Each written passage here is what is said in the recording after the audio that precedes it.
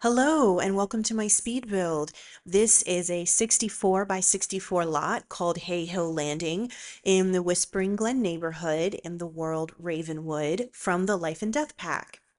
So first off, this is a large build, so if you decide to download it from the gallery and it lags for you, I recommend removing the pond or making it smaller. And you can also delete the basement, which is mostly just a butler's apartment. So if you don't have a butler, you don't really need to have that space if it's causing your game to lag.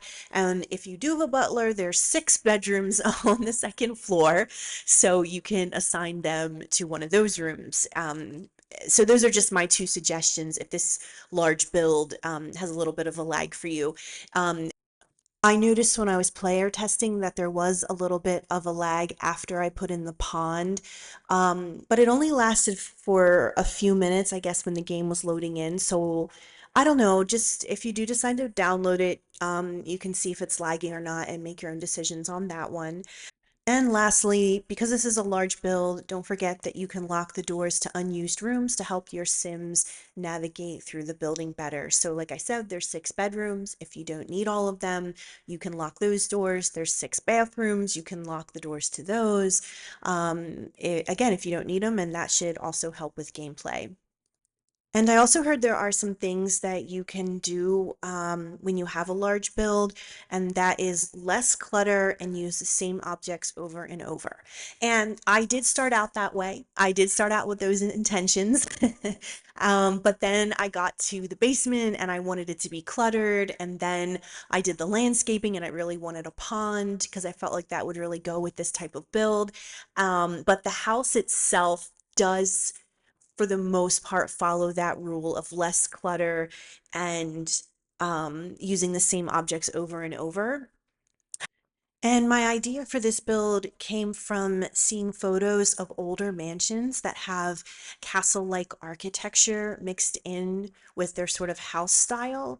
And there's different names for it, like depending on the style of these castle manors. So it could be like a chateau or a palazzo or a manor house.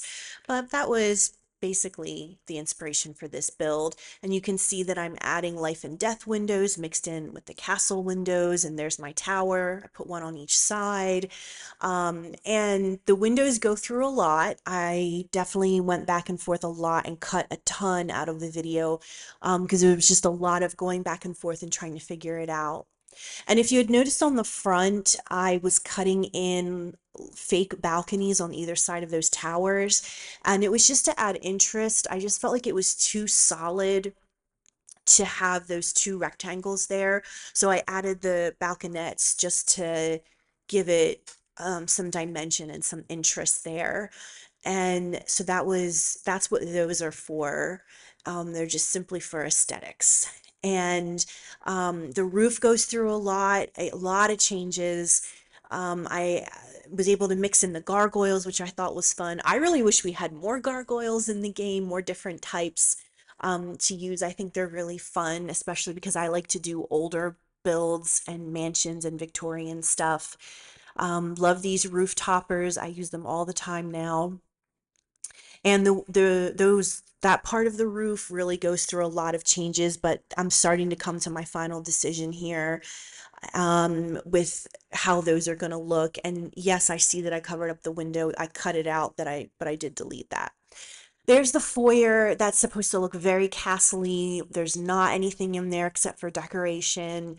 It ends up having, some statues, some plants, some cement benches, and that's supposed to be like a nod to the castle style of the house. There's the kitchen in the back corner there. I lost the footage for that, but you'll be able to see it throughout the build and in the slideshow at the end if you're interested. And now I'm on to the main dining room, which is meant for entertaining and showing off. So it's big and spacious and really supposed to be an impressive space. And you can also see off to the side that I've done the bathrooms. There are 6 bathrooms in this house, 2 powder rooms or half baths on the first floor, and then upstairs has the rest of the bathrooms that are all full baths. 2 are en suite and 2 are in the hallway. So now I'm just sort of adding touches to the kitchen, and as I'm jumping back and forth, I'm also trying to be mindful of the clutter.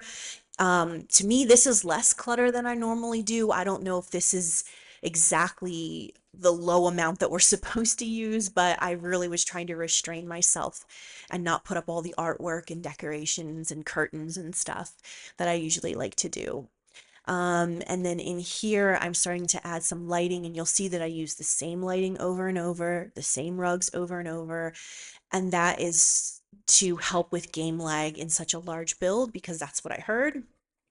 And by the way, if you're interested, I did make a family called the Lakefield family to go with this house if you need a family to start off with. It is two parents, a toddler, and a baby, and the parents are more like business partners who are fulfilling a duty to preserve this house. And um, you know, then I left it up for if people want to download the family, they can decide, do they fall in love? Do they stay business partners? Do they find other people? Like, what do they do? But I kind of imagine that a house like this would be like someone's responsibility to upkeep the history and keep the house going. And so maybe they just sort of made that into a contract. So I set them to have very low friendship and very low romance, and that's up for people to decide how and if they want to change that. And then they have two kids because that's part of the duty. You got to have heirs. And I'm imagining that this family, is maybe from 100 years ago, so they have, a different lifestyle and different obligations. And now I'm moving into the library here, the office slash library with my favorite bookcases and my favorite swatch. Now I'm just making a small seating area, again, trying to go easy on the clutter, but I'm trying not to have it be too bare. And now I'm moving on to the living room and adding a fireplace in here to make it a little bit cozier, adding some of my favorite vintage furniture in here. This is mostly a sitting room for reading books and chatting or having conversation, and the record player is pretty much the only thing in that room.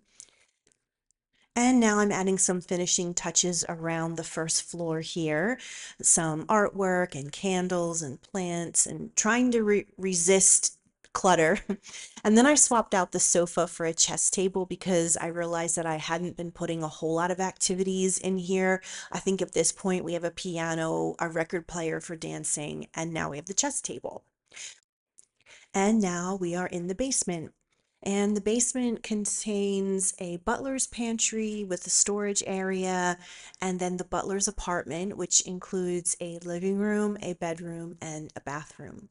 And when I make a butler's apartment in these large vintage mansion builds, I tend to make them very plain with a lot of older furniture, not necessarily worn out or broken or whatever, but just outdated, hasn't been updated in a while, very simple, mostly because that's what I feel like I've seen in books like history books and on TV, movies, whatever. These places are always very plain and just nothing compared to what's going on upstairs. And so I used a lot of base game furniture, as I'm sure you can tell, to kind of give the look that I'm going for that's just very simple. And for gameplay, you may want to lock the door to the basement so that the family doesn't come down here and use the butler's things unless you would, that's part of your gameplay, but that's just a suggestion. And in here, I did add a dining table, but I didn't add a kitchen or anything like that because sometimes it gets weird if there's more than one kitchen in the game. Like they might go to the fridge to get ingredients in one kitchen, but then cook the ingredients in another and then wash their dishes in another one again. So just to prevent any of that, I just typically do one kitchen in a whole build. So that's why they don't have a full apartment.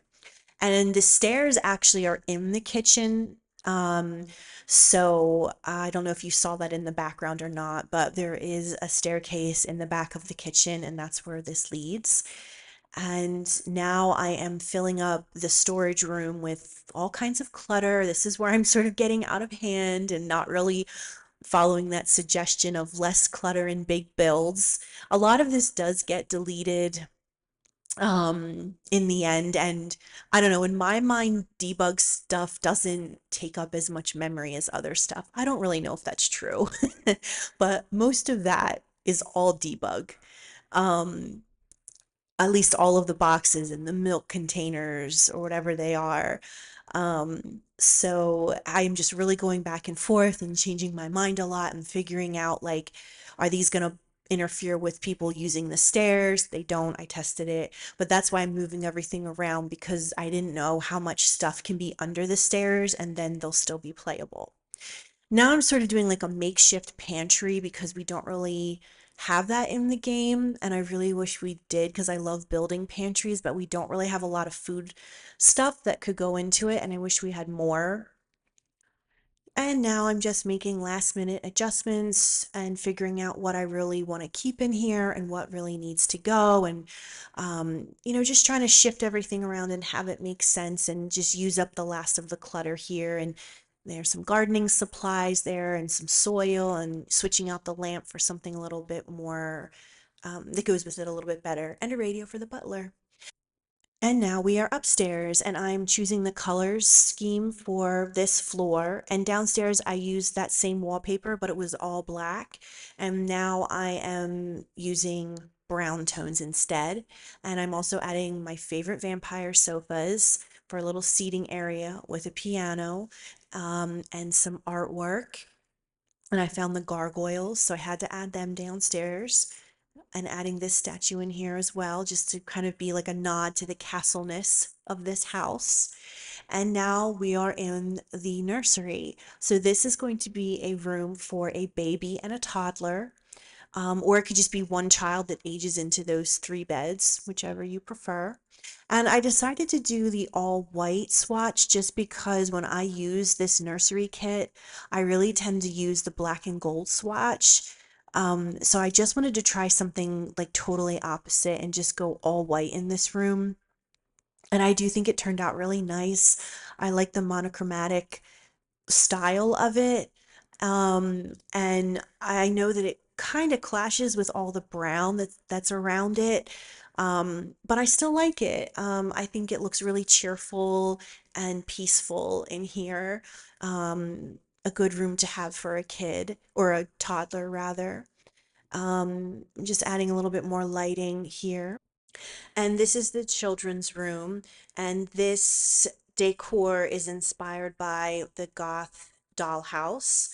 And so that is where I came up with the color scheme, and just wanted to really make another monochromatic room and use a lot of elements to make it look like a Victorian room, or Victorian bedroom.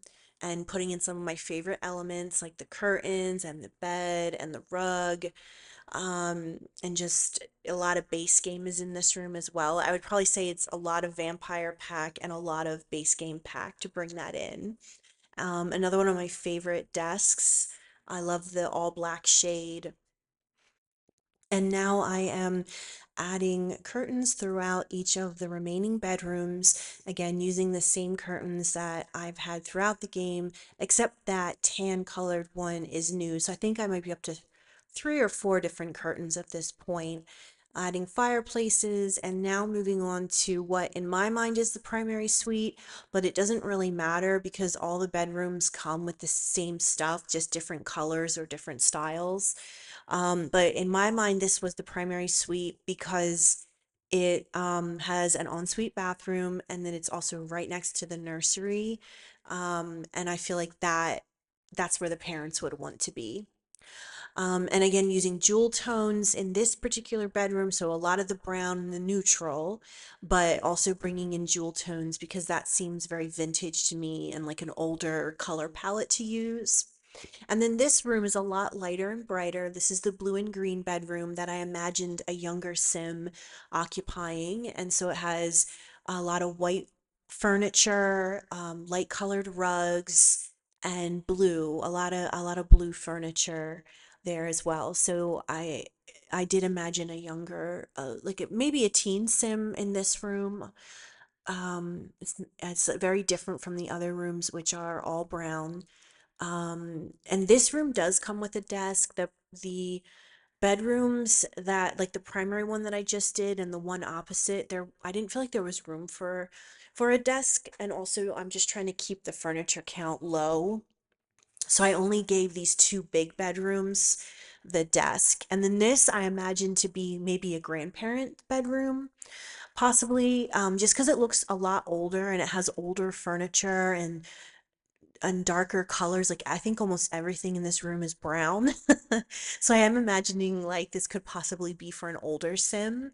Or maybe it's just a room that just hasn't been updated yet.